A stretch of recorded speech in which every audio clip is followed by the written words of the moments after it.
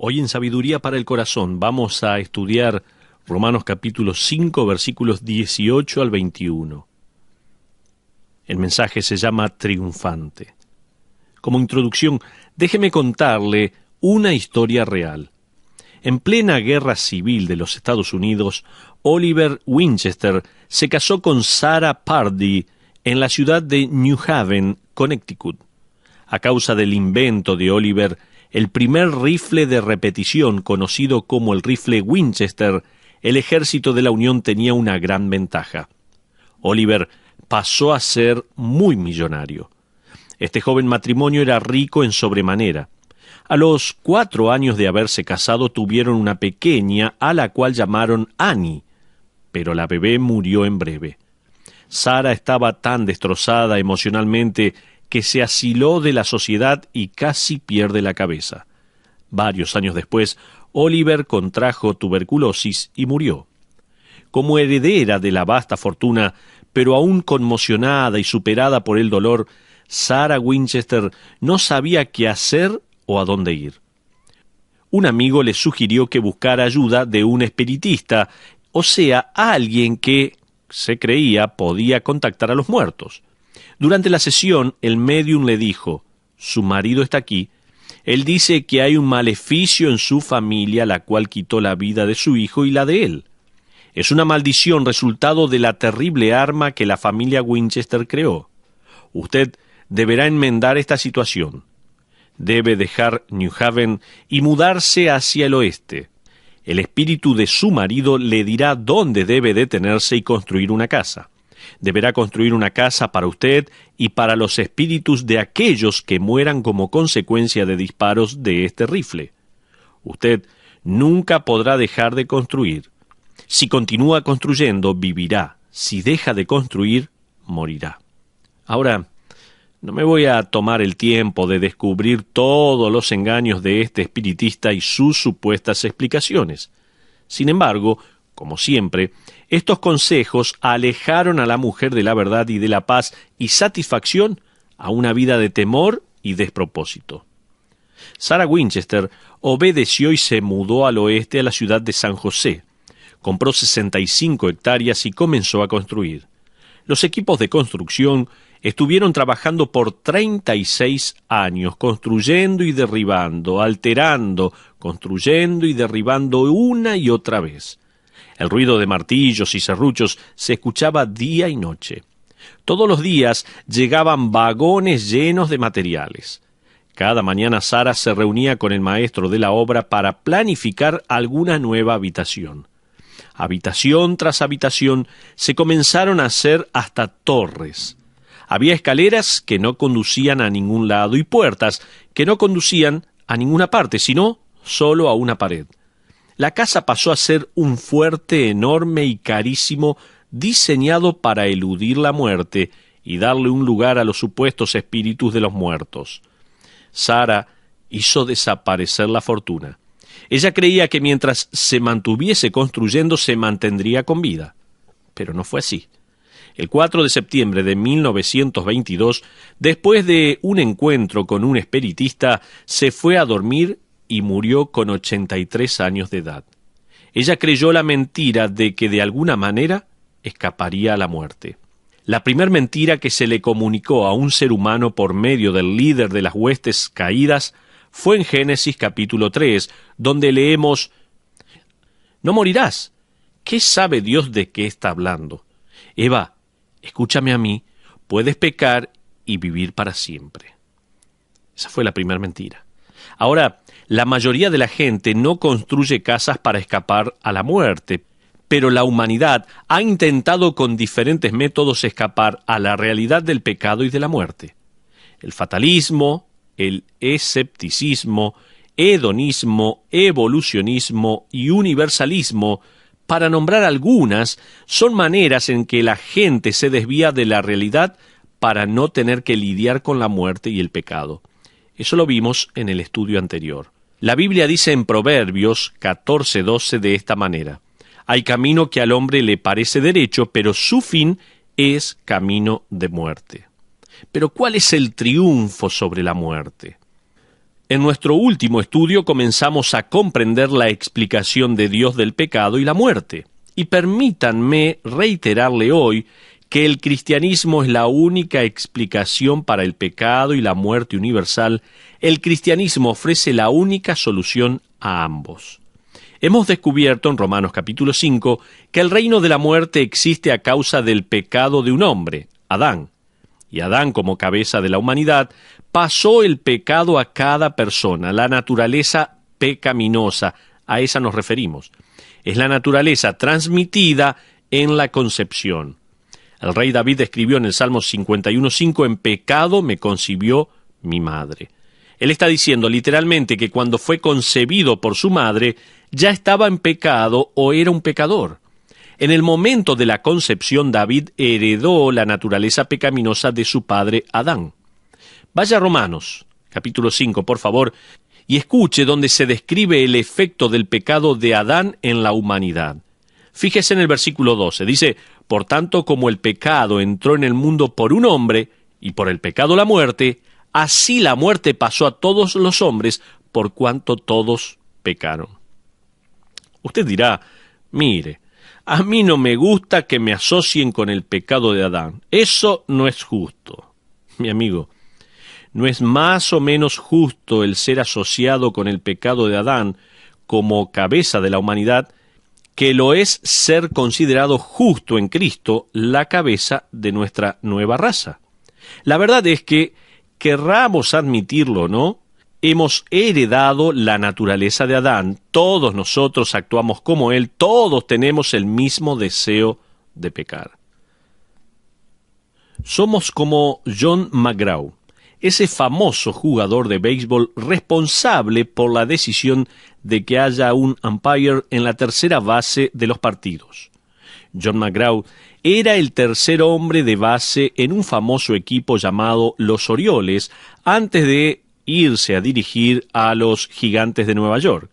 Si usted conoce algo de béisbol, sabrá que el corredor debe quedarse en la base cuando una pelota es impactada y está en el aire. Una vez que la pelota es atrapada, él puede correr hasta la base siguiente.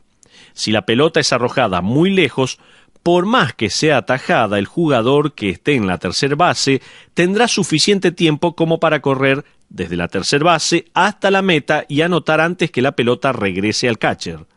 Pero no puede correr sino hasta que la pelota es atrapada.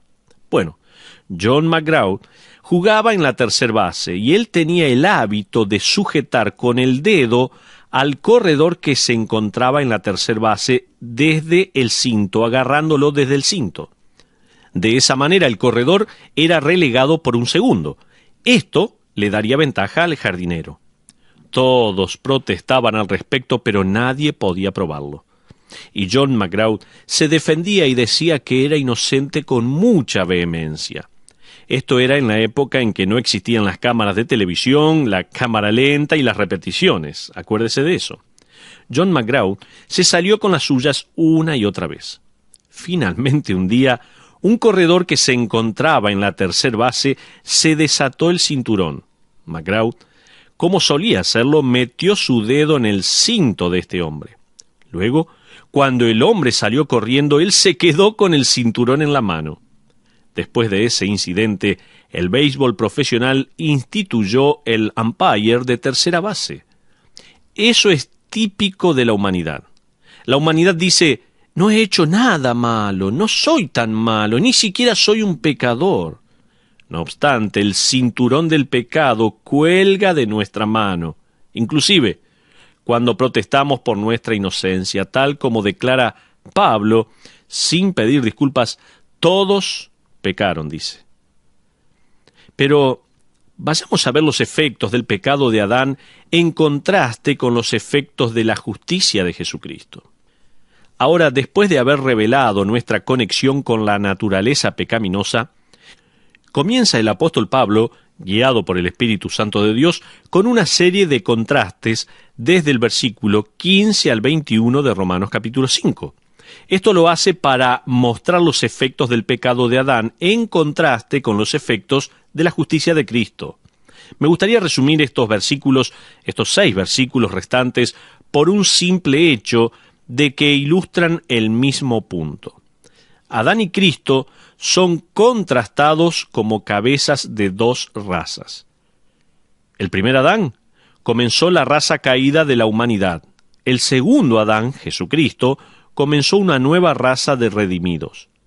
Adán crió una raza de pecadores. Cristo, por la fe, una nueva raza de santos. Me gustaría hacer una breve pausa y explicar que, a través de los siglos, personas han tomado este párrafo de Romanos 5 y lo han torcido, resultando así en todo tipo de falsas doctrinas. Todo, desde el universalismo hasta una versión modificada del mismo, han sido sacadas de este mismo pasaje. Se trata de una creencia que toda la humanidad va a ser redimida en Cristo de la misma manera que es condenada en Adán.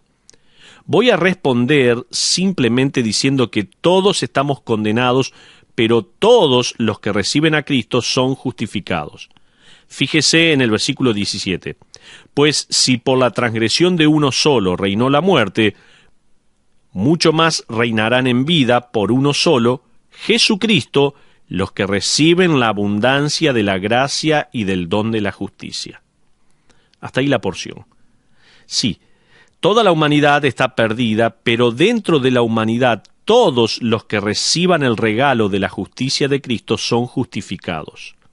Otra falsa doctrina que se saca de este pasaje es el arrianismo.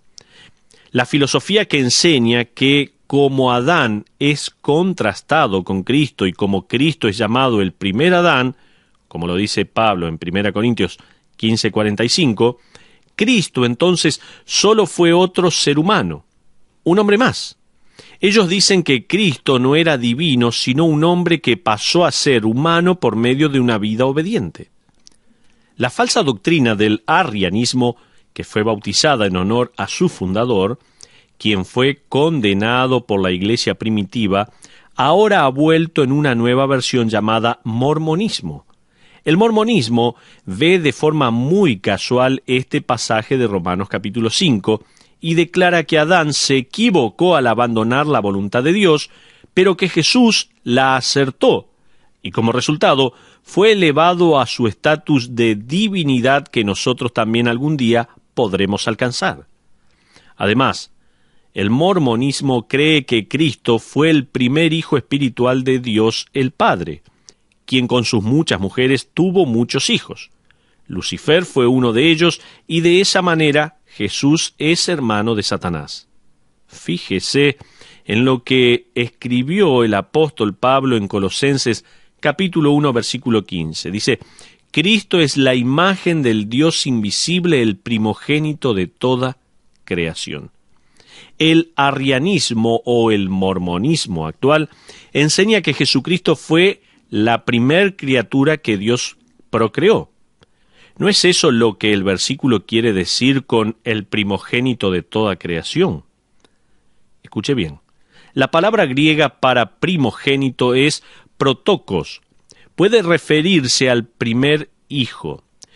Yo puedo usar protokos para referirme a mi hijo Benjamín, que es el más grande. Sin embargo, su hermano gemelo nació tan solo 2 minutos después, 2 minutos bastante largos. Protokos puede significar el primero de muchos. Sin embargo, también puede significar el primero en prominencia. Jesucristo es el prominente sobre la creación. Ese significado sería consistente con lo que dice la Escritura que Jesucristo fue, de hecho, el creador de todas las cosas. Entonces, mientras comparamos al primer Adán con el segundo Adán, vamos a eludir los errores del arrianismo. Como la cabeza de las dos razas son similares, pero eternamente distintos. Otro contraste es que Adán fue creado del polvo. Jesucristo no tuvo principio. De hecho, según Colosenses, capítulo 1, versículo 16, Cristo fue el agente creador. Allí leemos, porque en Él fueron creadas todas las cosas, las que hay en los cielos y las que hay en la tierra. También tenemos el contraste de que toda la humanidad cayó a causa del pecado de Adán, Todos los creyentes son redimidos por medio de la santidad de Cristo. Pero también tenemos el contraste de que la humanidad está perdida en Adán, pero es salva en Cristo. Fíjese en el versículo 15 de Romanos 5. Leo este pasaje. Pero el don no fue como la transgresión, porque si por la transgresión de aquel uno murieron los muchos, abundaron mucho más para los muchos la gracia y el don de Dios por la gracia de un hombre, Jesucristo. Otro contraste es que somos llamados pecadores a causa de Adán, pero a causa de Cristo somos llamados santos. Otro contraste, heredamos la muerte por Adán, pero heredamos la vida eterna por medio de Cristo. Fíjese en los versículos 18 y 19, dice así la Biblia. Así que, como por la transgresión de uno vino la condenación a todos los hombres, de la misma manera, por la justicia de uno vino a todos los hombres la justificación de vida. Porque así, como por la desobediencia de un hombre los muchos fueron constituidos pecadores, así también por la obediencia de uno, los muchos serán constituidos justos. Las comparaciones entre los dos Adán son no solo fascinantes, sino también orquestadas por Dios para probar la belleza de la gracia y la redención. Por ejemplo, Adán desobedeció la voluntad de Dios en el huerto. Cristo obedeció la voluntad de su Padre en otro huerto al orar, mas no se haga mi voluntad, sino la tuya. Otra comparación. Después de pecar, a Adán se le prohibió la entrada al huerto por ángeles. Después de haber vencido a Satanás, Jesucristo fue ministrado por ángeles. Otra comparación. Adán pecó mientras estaba rodeado de un ambiente hermoso, amoroso y perfecto. Cristo se rehusó a pecar mientras era rodeado por el odio, la crueldad y la amargura. Ahora, el pasaje pasa al clímax. Fíjese en el versículo 20. Pero la ley se introdujo para que el pecado abundase. ¿Qué quiere decir con esto? ¿La ley se introdujo para que el pecado abundase? Permítame darle una ilustración. Los carteles de tránsito me recuerdan cuán pecador soy. El límite de velocidad en los caminos de mi ciudad cambió. En un sector de autopista de 60 kilómetros a 40 kilómetros por hora. Y es una autopista, 60 kilómetros por hora ya era bastante lento. El otro día, cuando vi ese cartel de velocidad máxima, no pensé, cambiaron el límite de velocidad para que pueda estar dentro del selecto grupo de los que cumplen con gozo. No, lo que pensé fue, hasta mi abuelo va a ir más rápido que yo. Como vivo aquí, desde antes que pusieran los carteles, ¿no me pueden dar una amnistía? Nunca se puso a pensar, me pregunto cuán rápido puedo ir antes de que me paren. ¿Cuántos de ustedes han visto una patrulla policial junto a la carretera y en el mismo instante pisaron el freno? No estoy haciendo una apología de ninguna de estas cosas, pero sí estoy seguro de algo. Soy un pecador hablándole a una multitud de pecadores. Uno inconscientemente descubre la verdad de la declaración de Pablo en el versículo 20. Pero la ley se introdujo para que el pecado abundase. Más leyes solo indican que vamos a romper más leyes. ¿Por qué? Porque muy dentro nuestro somos iguales que Adán. Si bien él solo tenía una sola regla que cumplir, no pudo hacerlo. Adán podía comer de cualquier árbol excepto de uno. Ponga 10 caramelos frente a un niño y separe uno. Luego dígale que puede comerse cualquiera excepto el que puso al lado. ¿Cuál va a querer?, le pregunto. Ese que está al lado. Cuando la ley abunda, el pecado se apila.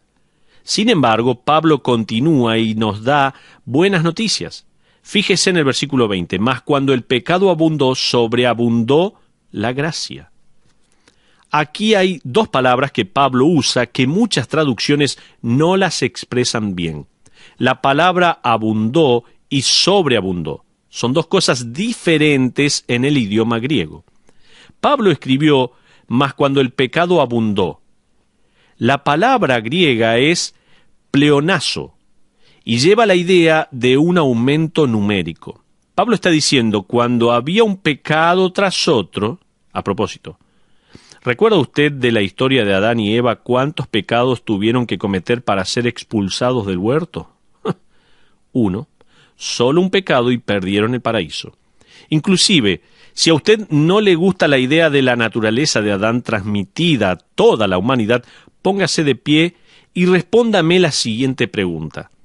¿Ha cometido al menos un pecado? ¿Cómo piensa que va a heredar el cielo habiendo cometido ese único pecado cuando Adán y Eva fueron echados del huerto por un solo pecado? No tiene respuesta, ¿no? Según lo que la Escritura implica, la verdad es que no somos culpables de un pecado, sino de una multitud de pecados. Pero Pablo da las buenas noticias en el versículo 20, diciendo, «Mas cuando el pecado abundó, sobreabundó la gracia». Sobreabundó, qué hermosa palabra. Es la palabra griega periseuo, que significa abundar en exceso. Uno no puede detener la gracia de Dios. Esta nunca cesará su actividad. Es eterna, eso significa. Pero la declaración de Pablo significa al menos dos cosas. Permítame compartirlas con usted. Dos puntos de vista en cuanto a la gracia. Primero, la gracia de Dios nunca cesa a causa del pecado. ¿Escuchó bien? La gracia de Dios nunca cesa a causa del pecado. Nosotros no operamos de esa manera, ¿no es así? Cuando alguien nos lastima, nos alejamos de esa persona, no le brindamos amabilidad y dejamos de hablarle. Así somos. Ahora, cuando usted lastima a Dios por medio del pecado, adivine qué pasa. Él no se aleja de usted. De hecho, cuando Adán pecó, usted recordará que Dios vino a su encuentro. Para el creyente, la gracia no se limita a causa del pecado. No importa qué ley usted haya quebrantado o cuántas veces la haya quebrantado, la gracia permanece. Esa verdad es tan increíble que muchas personas creyeron que Pablo estaba promoviendo el pecado. Él no lo está haciendo. Él va a hablar de eso en el capítulo 6. Esta verdad es una de esas cosas místicas acerca de la gracia de Dios hacia sus hijos. Cuando nosotros pecamos, descubrimos que la gracia de Dios sigue siendo su regalo para nosotros. Pero no solamente la gracia de Dios nunca cesa a causa del pecado, sino, en segundo lugar, la gracia de Dios nunca se va a acabar a causa del pecado. Un autor dijo que tendemos a pensar de la gracia de Dios como si fuera un balde lleno de agua. Uno peca y Dios derrama un poco para apagar el fuego. Usted peca un poquito más y sus hermanos pecan con usted y Dios sigue derramando agua hasta que el balde se vacía. Lo siento, no hay más gracia, pero no es así. Pablo está enseñando las características increíbles e inhumanas del Dios de gracia. El pecado mancha su vida y la gracia pasa y lo limpia como si fueran las cataratas del Niágara. Esta es también la atracción del cristianismo. James Montgomery Boyce me hizo pensar al decir, hay muchas cosas acerca del cristianismo que no son atractivas para el mundo, pero la gracia es atractiva. Eso es tan real. Santidad. Hay que decirle al mundo, no quieren venir a Cristo y buscar una vida santa. Humildad. Eso es una faceta atractiva del cristianismo. Y la servidumbre, el aborrecer el pecado, el arrepentimiento, la disciplina espiritual y el sacrificio propio también son atractivos en el cristianismo. Estas cualidades nunca van a aparecer en un cartel publicitario para que el mundo diga, eso es lo que me falta. No necesito un auto nuevo o un yate o una casa nueva, lo que necesito es ser un siervo. Por favor, quiero sacrificarme. No, eso no va a aparecer. Pero la gracia, oh, qué cualidad en el creyente que da a otros lo que no merecen. De la misma manera que Cristo, por gracia, nos ha dado todas las cosas. La gracia es contagiosa, el mundo se siente atraído por la gracia. A la gracia la podríamos definir como las riquezas de Dios a expensas de Cristo. Es como intentar poner las cataratas del Niágara en una botella. El punto de Pablo es el siguiente: con Adán tenemos la cascada de la culpa eterna. Con Cristo tenemos la catarata de gracia eterna. Un poeta anónimo escribió así, escuche: ¿has creído en el Señor? A esto le sigue mucho más. ¿Has recibido su gracia? Aún sigue habiendo mucho más. O la gracia que el Padre mostró, aún hay más para mostrar. Él derrama su gracia libremente, más y más y más. Siempre fluye de Él más gracia. Ahora, fíjese en el versículo 21, dice: para que así como el pecado reinó para muerte, así también la gracia reine por la justicia para vida eterna mediante Jesucristo, Señor nuestro. Adán tomó el fruto de ese árbol y comenzó a morir. Cuando nosotros creemos en Cristo, comenzamos a vivir. Adán fue un ladrón y a causa de ello fue expulsado del paraíso. Jesucristo fue crucificado junto a dos ladrones, y él prometió: hoy estarás conmigo en el paraíso. Adán perdió el paraíso por codicia. Jesucristo nos promete el paraíso por gracia, por medio de la fe salvadora.